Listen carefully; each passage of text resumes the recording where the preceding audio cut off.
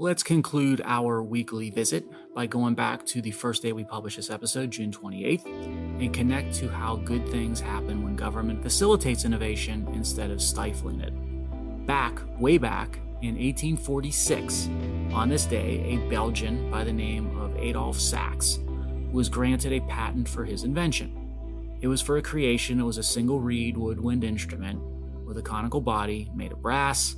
Sound is produced when a reed on a mouthpiece vibrates to produce a sound wave inside the instrument's body, and then the pitch is controlled by opening and closing holes in the body to change the effective length of the tube.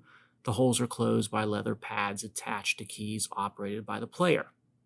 The instrument ended up being named after its inventor, Mr. Sax. Yes, the saxophone was granted a patent on this day back then, and it's played a prominent role in the history of jazz, really since jazz was in its early stages of creation and evolution. And there are so many sax greats throughout the years in the history of jazz. Most experts say Charlie Parker was the greatest ever, and they're probably right. Who can argue with that? My favorite three sax players of all time, though, they don't include Charlie Parker. I'd go with Sonny Rollins as one of the three, who I believe is still alive and has to be in his 90s by now. And in his younger days, he did time in jail for armed robbery, and he had some horrible battles with drugs and heroin before he righted himself and then went off and made jazz history.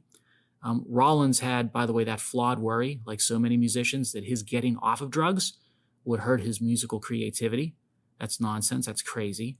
But anyway, what draws me to Rollins is that he's got a very distinctive sound, very aggressive and rollicking. You don't need to be a jazz expert to pick out when he's playing on a record. Now, my second favorite of the top three sax players in jazz history is Stan Getz, California cool jazz innovator from the 50s and 60s. His work was very smooth, and if you're ever looking for a desired mood that you would call calm, put on some Stan Getz. In many ways, Getz and Rollins are almost polar opposites with their styles, which is probably why I like both so much. Now, my third favorite sax player is my all-time favorite. Everybody knows him, John Coltrane. He did great and historic work with Miles Davis and Thelonious Monk. In many ways, Coltrane's classic work, A Love Supreme, can be viewed as the ultimate in jazz composition.